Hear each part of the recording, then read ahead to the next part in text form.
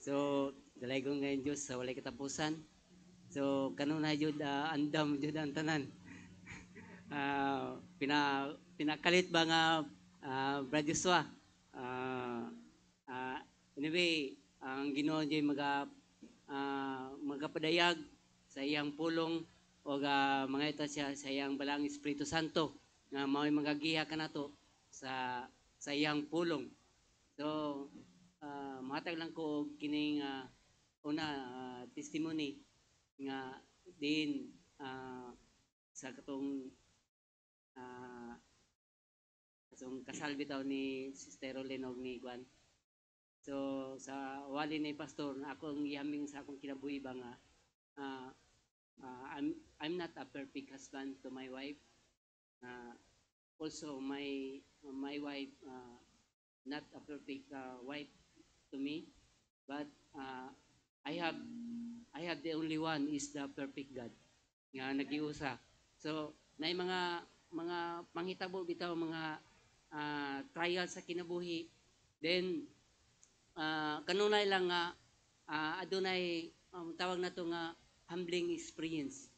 Nga humble lang kita sa mga panghitabo nga kanunay nga mao po'y nagamold pud sa atong karakter. So mao po nang usa nga wa jay lain gawas lang kang Kristo nga atong paglaom. So karon ako lang kanan nga our hope is in Christ Jesus. So wa tay laing kadangpan kundi mao lang si Kristo. So read the Colossians 1 verse 27. Paliko Sister Pong.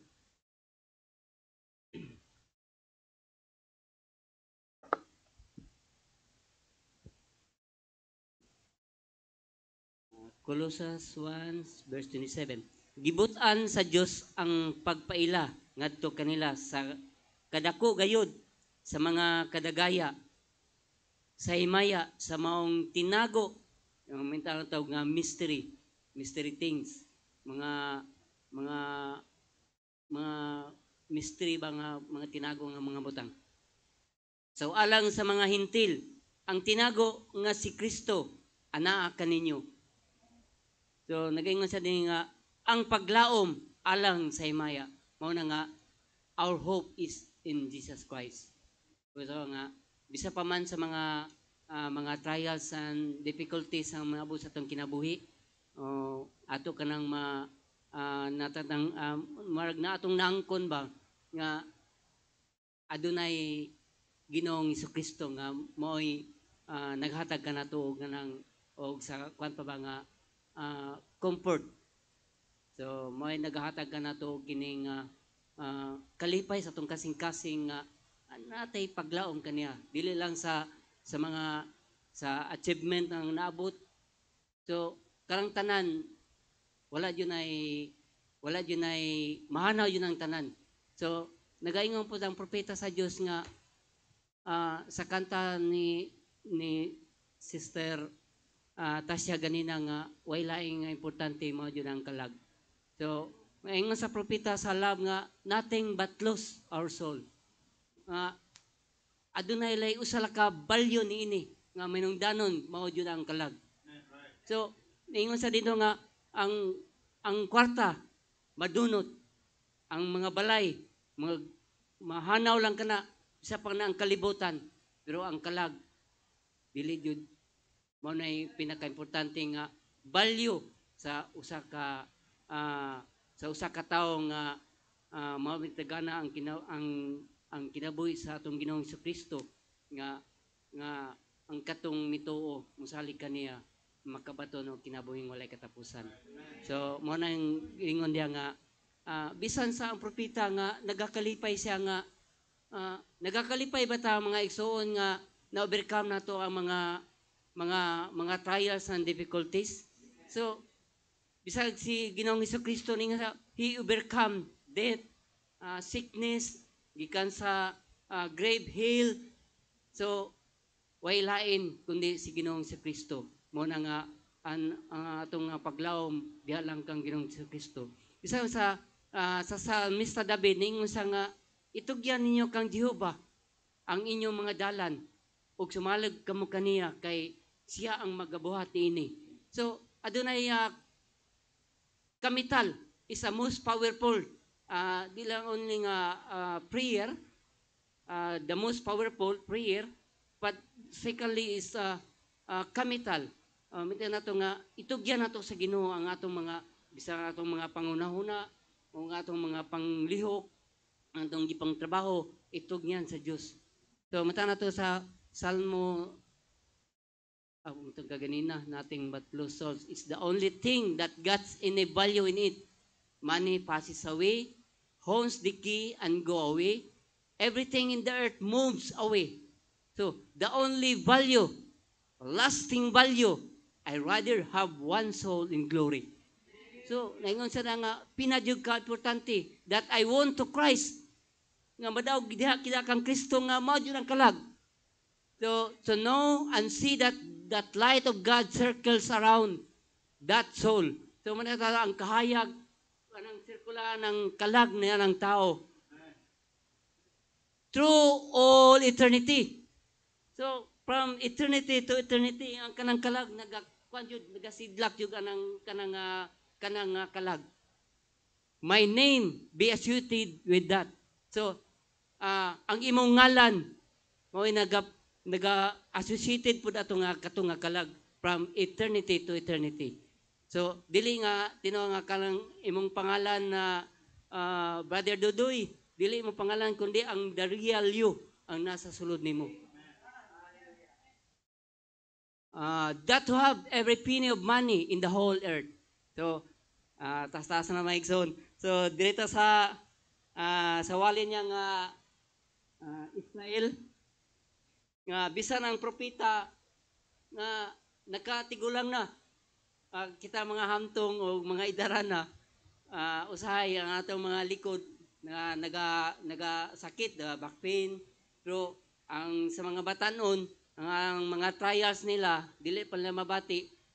Kita po mga hamtong o mga idaran na ang atong mga trials po naputay lalahig mga my trials, not trials of the young people, but the young people trials, not our trials, but the same intensity, the same trials. So mao gyapon ang atong maglalalahi man atong mga trials nga atong maangko nato, pero salig lang sa Dios. Itugyan na nato ang tanan kaniya kay siya ang magabuhat niya na. Kada nato Salmo 37 verse 5. Atong basahon. Mubula ning suna ato lang ning kanong karon. So itugyan mo kang Jehova ang imong dalan. So why you ilain natong ang atong dili ang atong kagalingong dalan kundi His way. So ang imong dalan og sumalig ka usab kaniya. So naadyo gyapon ang pagsalig og ang pagtuo kay karang tanan faith without work is dead. So og siya magabuhat niya na. So why lain kundi si Ginoong Hesukristo lang jud ang magabuhat niya na.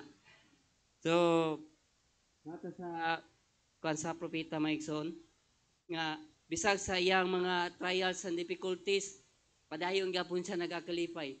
So may nagakalipay kita nga overcome nato nga atong tangan nato meaning na sa kuala ni Mike na happy overcomer with a positive expectation.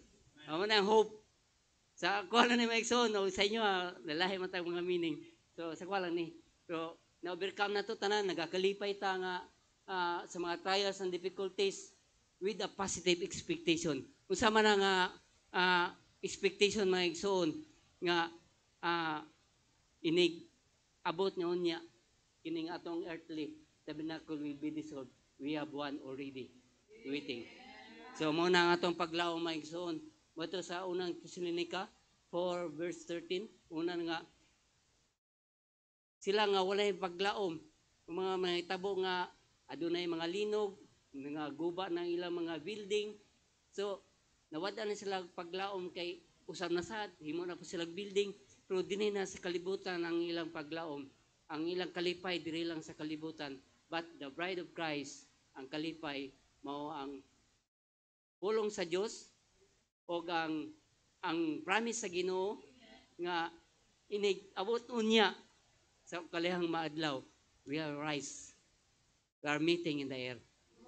So, maparingan sa propeta sa Dios nga Israel and church.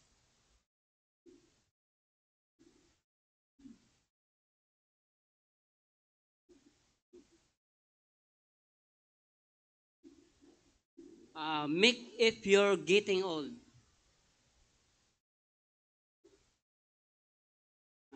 Paragraph 81. Israel and the Church, 1953-03-26.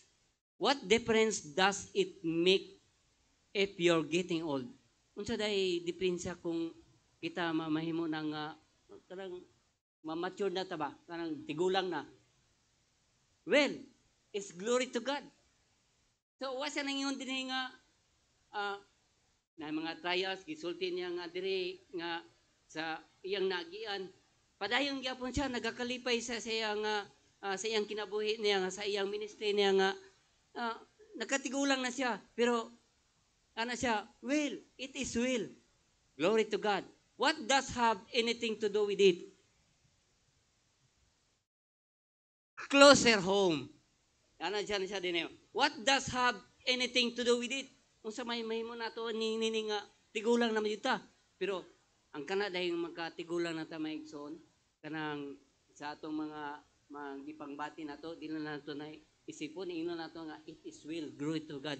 But ingon sa dili closer to home. We are closer to home now. Ana diyan na nga amen. Oh glory, going to call me holy roller. Karang taon na to na unsara nabuang-buang na ba? Ana siya ba nga na kuan na sa ene sa nga bisag unsa pa inyong isulti nako holy roller o unsa pa ang mga gipang bato ninyo, you are fanatic o unsa pa. So you might as well get started. All right, how wonderful that's enough to make a holy roller out of you. Why? How can I keep from being happy? Kisa may makahatag ka na kong kalipay. Nagambak-ambak na gani sa mga igsoon nga sa iyang kalipay. Nga, bisag sa iyang kaidaro na niya. We are closer now. Being happy. And now that's the truth. Why? Sure, I'm happy. I'm everybody that's got that hope is bubbling up. So, mo na itong pag-asa. So, another quotation mga igsoon nga, bisan sa iyang that's the hope of every believer. Glorified Jesus. 1955-02-25. So, last na yung son.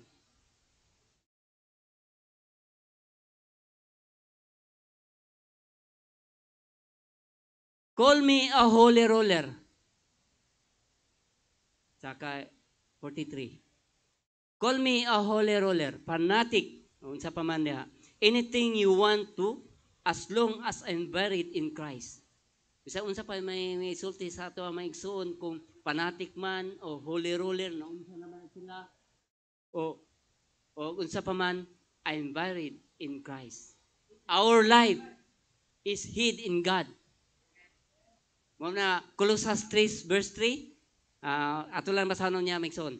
So nandito sa Colossians verse 3 ni siya nga kwan. So, our life is hid in God through Christ, sealed by the Holy Ghost. Sealed by the Holy Ghost. That settles it for me. Oh, please to get into it. There's a great dark chamber sitting yonder before every one of us. Every time my heart beats, we're going one bit closer to it. Some of these days, we've got to enter in. Asa ta masulod niya may son katong John 14:1-3 ang iyang promise sa may son. So and when I come to the end the road, I don't want to go like a coward. I want to wrap myself in the robes of his righteousness. Going with this, knowing that I know him in the power of his resurrection.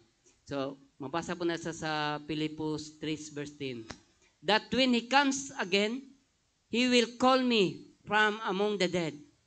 That's the hope of every believer. That's it. Knowing Him in the power of His resurrection, said Paul, that when He calls, I'll come out from among the dead. Amen? Hallelujah. Be buried in Christ, dead to the world. So, dead to the world, kining atong kagalingon sa kalibutanon ng mga butang. Alive in Christ, looking for things above. So, umutang natin sa Colossus na dos. So, di ta mangita ang mga butang nga di sa kalibutan, kundi mangita ta sa butang sa mga langit nun nga butang. So, heavenly things, where Christ sits at the right hand of the majesty, ever living to make intercessions upon our confessions. We go forward it, then conquering. You see it, spiritual revelation. So, sana to last, Salmo 55 verse 22. So, kailangan aduna kitay i-commit, itugyan, then confession. Atong i-confess kaniya. Itugyan mo kang Jehova ang imong plasanon. Og siya magasapnay kanimo. Dili gayod niya pasagdan nga mabalhin ang matarong. Amen. Hallelujah. So, pasinsamang igsoon, katulang akong ikasilit kaninyo nga makahatag kato ga mga kalikon sa atong pagpangalagad, sa atong kanunay filled with the Holy Spirit kay mao kunaon sa ka requirement sa atong for the rapture. So, dalay ko ng Diyos, walay katapusan.